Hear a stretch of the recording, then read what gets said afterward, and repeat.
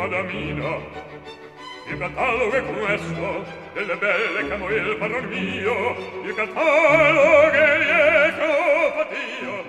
Osservate, leggete con me, osservate, leggete con me. Dedicamos este programa a la Facultad de Filología, en concreto al Departamento de Literatura Española. Conmigo en el estudio está el profesor José Romera Castillo, catedrático de Literatura Española de la UNED. Profesor Romera, un saludo y bienvenido a este espacio suyo. Muchas gracias, una vez más aquí, muy complacido. El profesor José Romera Castillo es hispanista internacional, destacado especialista en semiótica y director de Selitenat, Centro de Semiótica Literaria, Teatral y Nuevas Tecnologías, que surgió en nuestra universidad, en la UNED. Es académico de 7 academias, las nombraré de pasadas, de las Artes Escénicas de España y presidente de la Asociación Internacional de Teatro del Siglo XXI.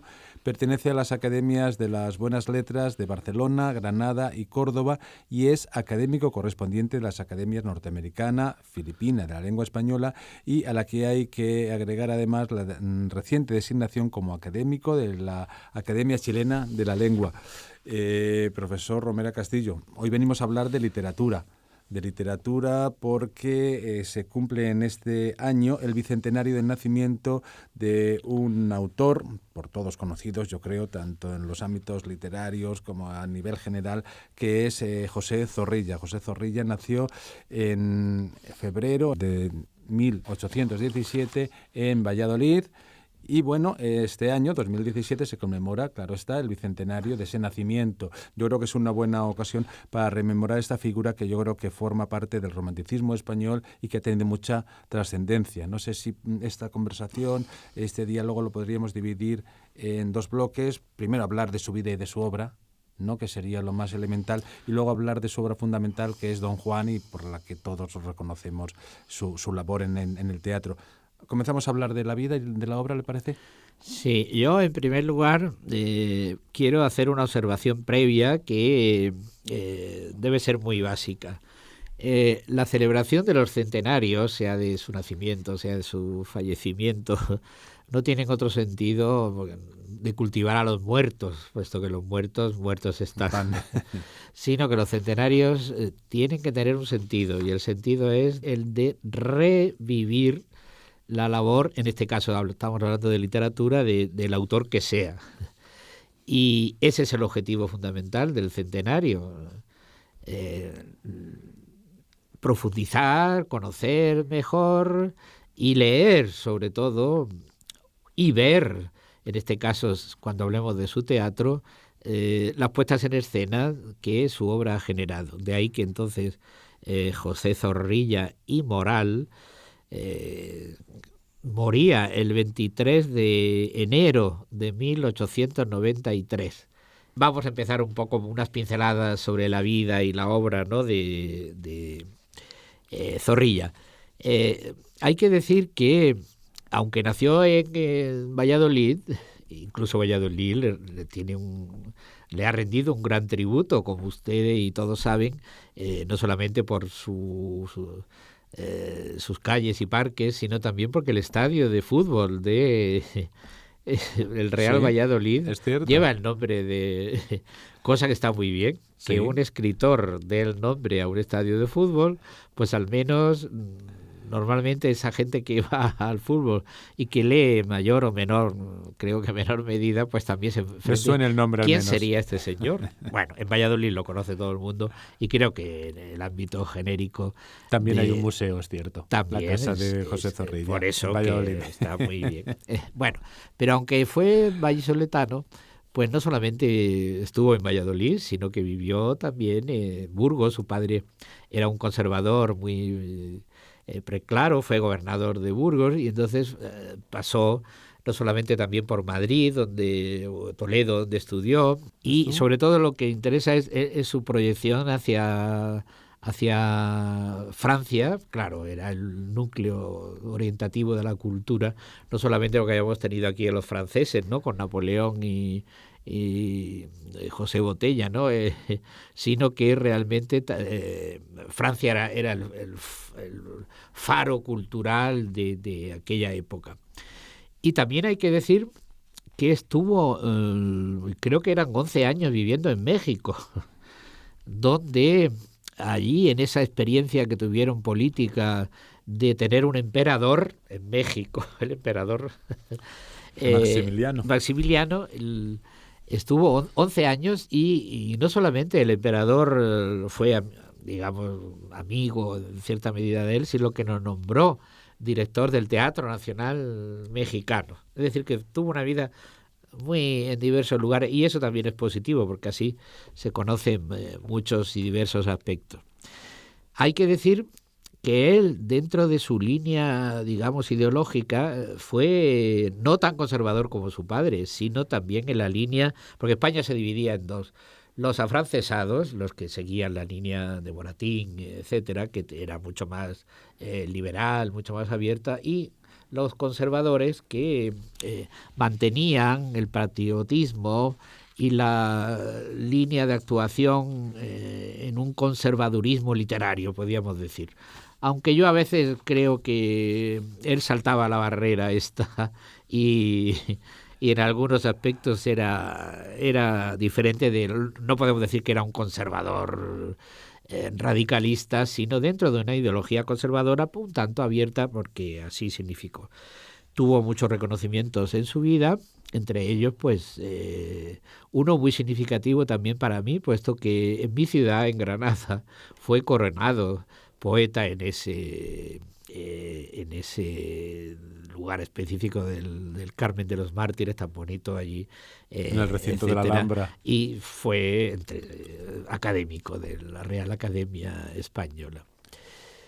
Pero desde el punto de vista, digamos, de su vida económica, fue un pequeño desastre, porque la fortuna no lo acompañó. Veremos que vendió alguna de sus obras necesitado, entre ellas Don Juan Tenorio, y que pues se deshizo de esos derechos de autor, que una de las obras más importantes pues tuviese en su bolsillo, sus caudales, muy poca consideración. Pero venimos a hablar de literatura y las cosas personales, pues bueno. ¿Dónde, y eso sí que le voy a recomendar, dónde tienen los posibles interesados en la vida de Zorrilla, dónde tienen un núcleo muy importante? Pues en su autobiografía, sus memorias, que se titulan Recuerdos del tiempo viejo, y que hay varias ediciones, las pueden encontrar en el Círculo de Lector de Barcelona el año 96, quizá una última.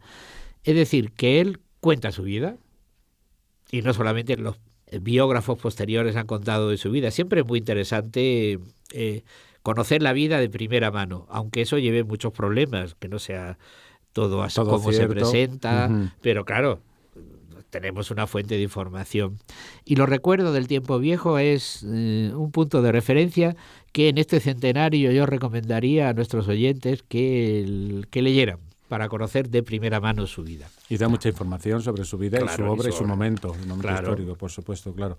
Sí, estábamos comentando al principio que desde luego el reconocimiento por lo que se le conoce a José Zorrilla es el Don Juan. Yo creo que, bueno, José Zorrilla en poesía yo creo que cultivó todos los géneros, ¿no? La literatura de José Zorrilla va desde la lírica, la épica y la dramática. Sí. ¿Cómo es la literatura, la obra de José Zorrilla, así en líneas generales? Cultivó todos los géneros, la poesía y la narrativa también de leyendas, ¿no? Y la dramática, ¿no? El teatro, ¿no?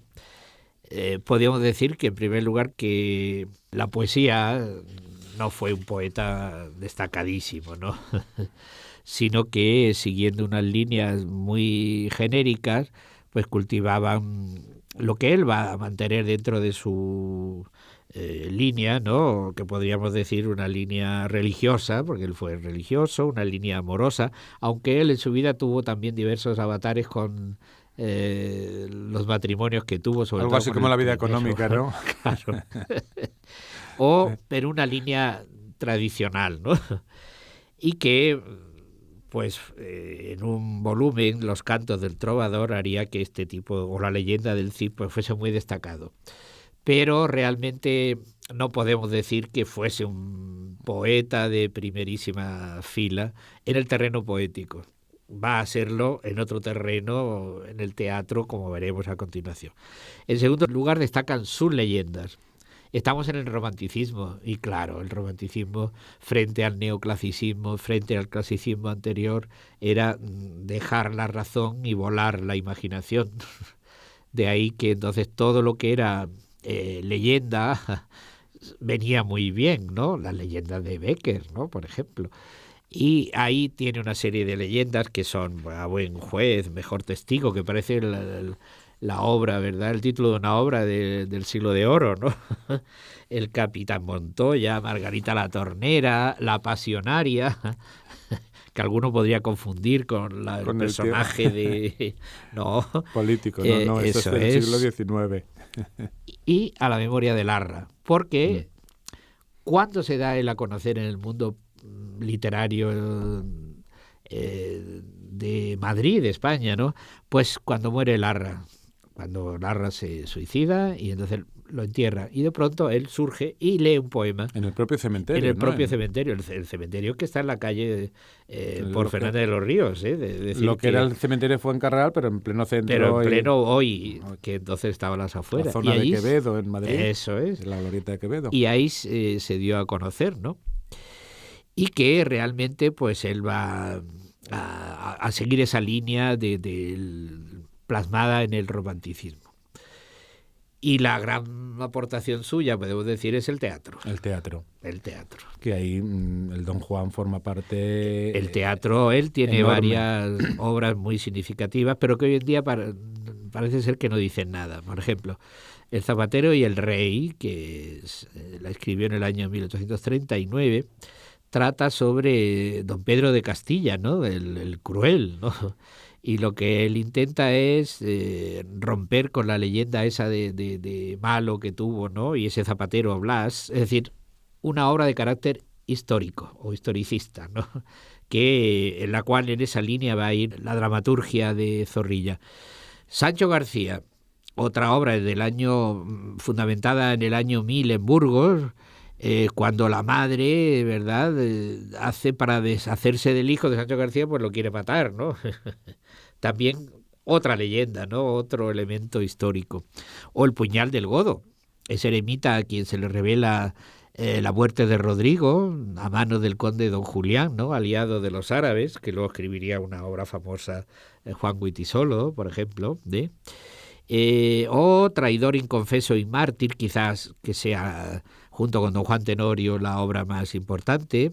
Es decir, línea histórica fundamentada en leyendas fundamentalmente, y que lo que hacen es seguir esa línea de ese teatro histórico que tanto importancia tuvo en el romanticismo, no solamente español, sino europeo en general. Y llegamos a don Juan Tenorio.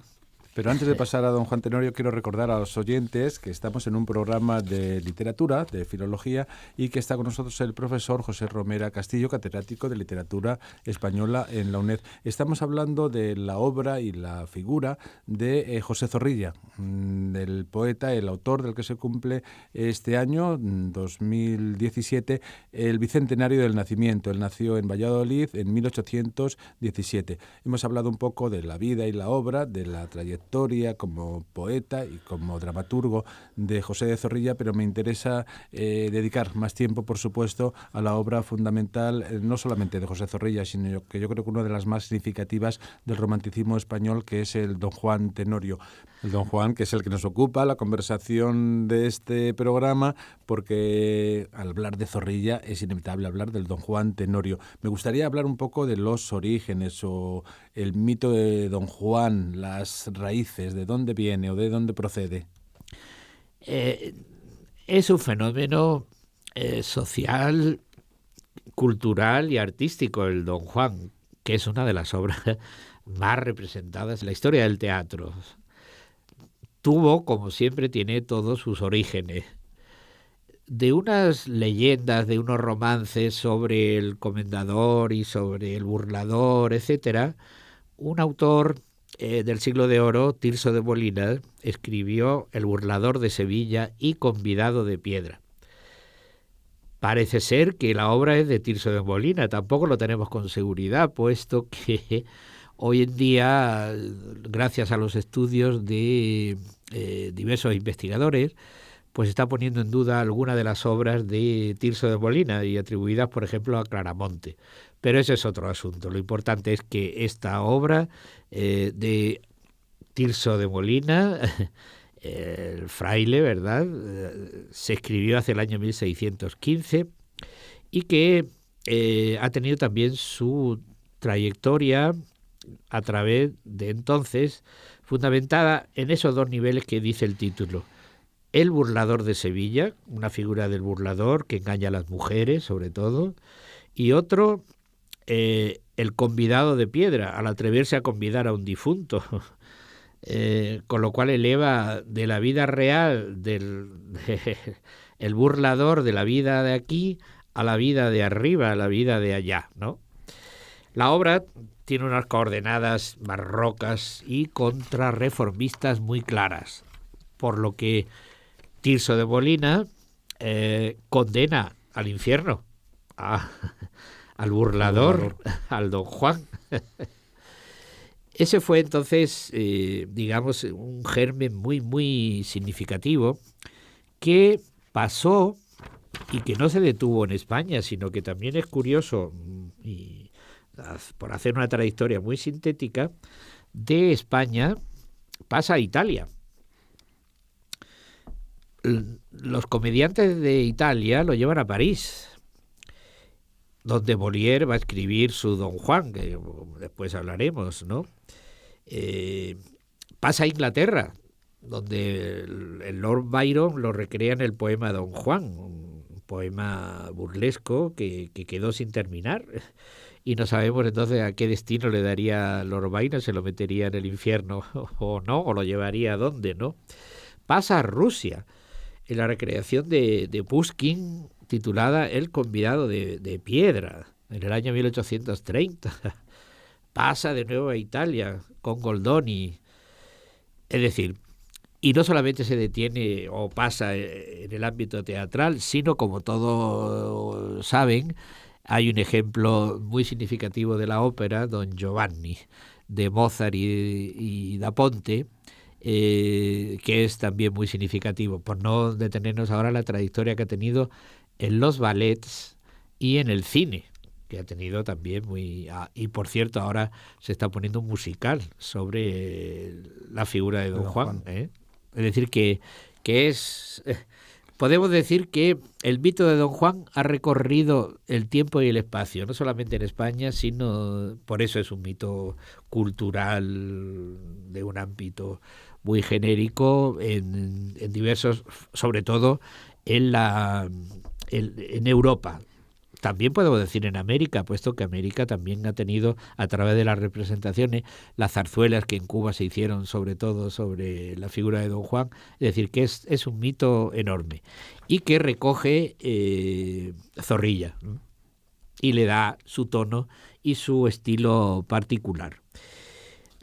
Podemos decir que la obra, como anteriormente me refería, debido a la escasez de medios de vida que tenía económicos que tenía Zorrilla, la vendió por muy pocos escasos reales de vellón, que era la moneda entonces. O sea, ¿no? Que la malvendió. La malvendió.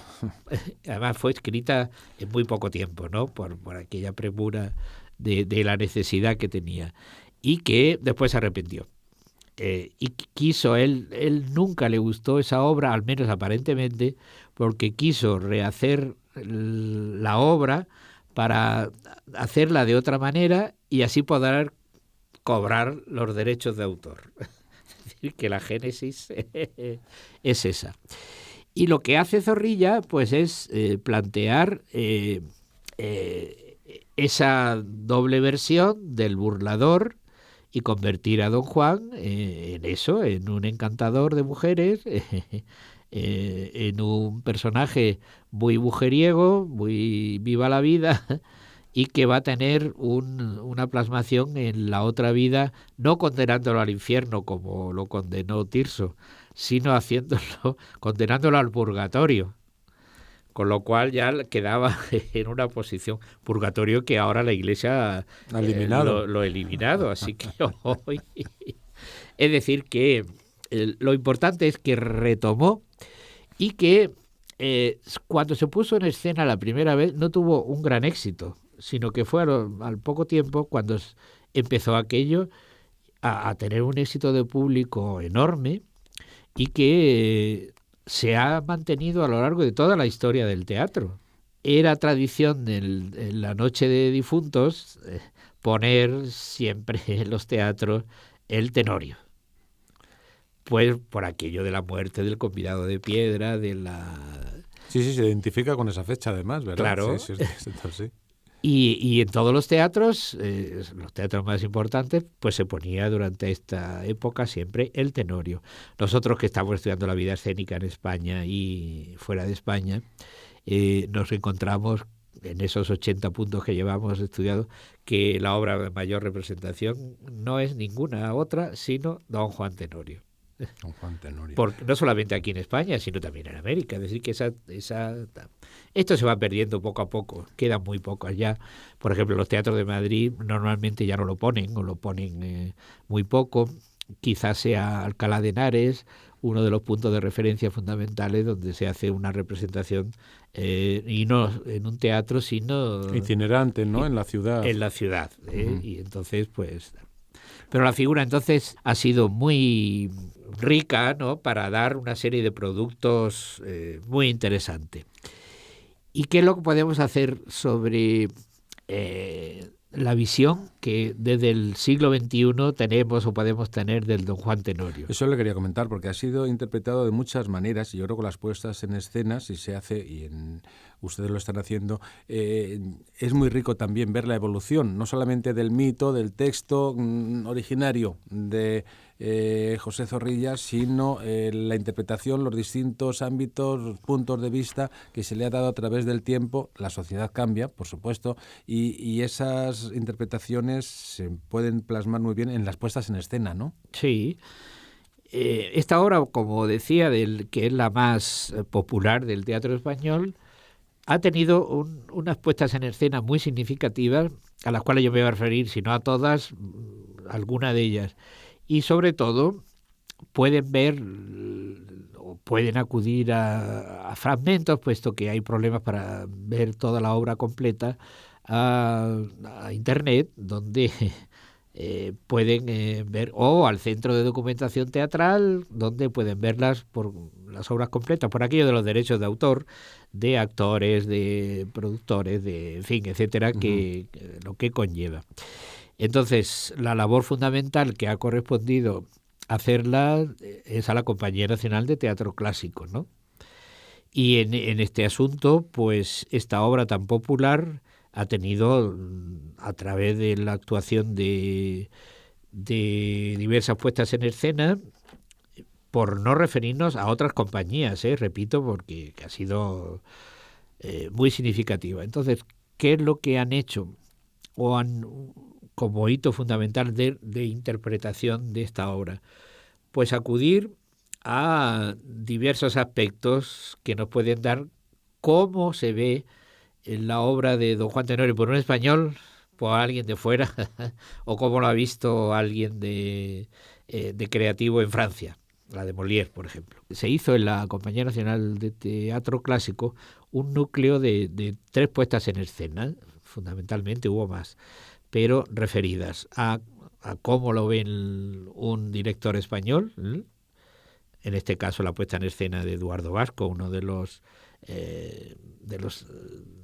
directores más importantes y más interesantes, cómo lo ve un italiano, Mauricio Scaparro, uno de los autores, de los creadores, directores más importantes de Europa, no solamente por su labor en Italia, sino también en Francia, etcétera, y que también tiene o ha tenido unas conexiones con España a través de algunos de sus montajes muy célebres en la exposición de Sevilla del año 92. y una puesta en escena de la Comédie Française, que vino aquí de la obra de Don Juan, de Molière, ¿no? Es decir, que entonces, ¿cómo se ha visto? Y efectivamente, cómo hay visiones distintas. La más diferencia significativa es la de Molière, claro, puesto que Molière lo que hace es hacer a Don Juan no un depredador de mujeres, sino un pensador, aunque tuviese también ese elemento de machismo que conlleva, ¿no? Y entonces, claro, lo sitúa a Don Juan en Sicilia, lo sitúa como pensador, lo sitúa haciendo con unos discursos filosóficos muy de estilo francés. Pues, ¿qué sucedió? Que eso en España no tenía sentido. Claro, el español quería el morbo de Doña Inés, y no es verdad, Ángel de Amor, que está apartada a orilla, con la cantidad de paráfrasis que se han hecho burlescas y burlonas. Y lo que han hecho entonces es, pero claro, que la Comédie Française venga a poner en escena una visión del Don Juan, pero de ellos, de Molière, pues ha sido muy significativa, ¿no? Y que, claro, cada uno lo ha visto en una visión y que ha sido muy, muy, muy importante. Eso por lo que se refiere a esos tres núcleos que son, yo creo que de lo más interés de cómo se ve hoy el Don Juan. Pero es que ha habido uno último, muy, muy significativo y muy polémico, que ha sido el dirigido por una actriz muy famosa española, Blanca Portillo, que en noviembre del año 14 estrenaba, como no, en el Teatro Calderón de Valladolid, junto, claro, con la coproducción, estrenaba el Don Juan. ¿Y qué es lo que ha hecho Blanca Portillo? La visión suya, ¿no? Que eso también podríamos hablar si el director tiene la facultad para rehacer lo que el autor, el origen, no dice. Expresar. De ahí que entonces lo que hace es situarse frente al mito romántico. Nada de... sino cómo deconstruye, con esa palabra de la deconstrucción, el mito de Don Juan. Y lo hace un hombre peligroso, un modelo de destrucción social, un psicópata, un maltratador, un violador, un asesino, es decir, un hombre deleznable, ¿no?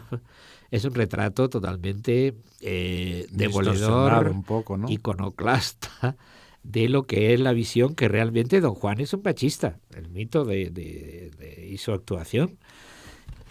Y es quizá una de las últimas versiones más interesantes y que han dado mucha polémica a la hora de tratar de la visión actual del mito. Bien, no nos queda tiempo. Siempre nos pasa lo mismo, profesor José Romera Castillo, que se nos queda corto el espacio que tenemos asignado, pero hay que terminar así. Recordar que es el bicentenario del nacimiento de José Zorrilla durante este año 2017, que lo que ha dicho el profesor José Romera Castillo, los centenarios yo creo que sirven para recordar, para rememorar y sobre todo para leer, acudir a los libros, a los estudios de los autores que tratemos. Y yo creo que van a encontrar nuevos alicientes para estudiar y gozar con esa obra que nos han dejado los autores, los creadores. Nada más, profesor José Romera Castillo, catedrático de Literatura Española en la UNED, que vino aquí a comentarnos la obra y la vida del autor José Zorrilla. Muchas gracias y espero verle por aquí en cualquier otra ocasión. Y ni que decir tiene que, reiterando lo que decíamos, eso, leer, revivir, recrear y sobre todo si pueden ir a ver alguna representación en directo o si no, hoy en día hay unos medios muy importantes para la posibilidad de, y creo que hay en Estudio 1, se puede ver ese programa famoso de teatro de televisión y que yo recomiendo ver.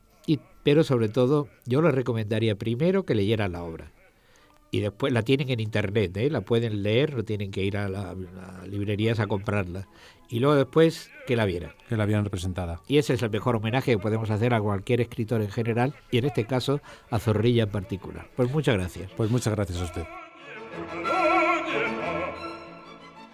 In Italia 640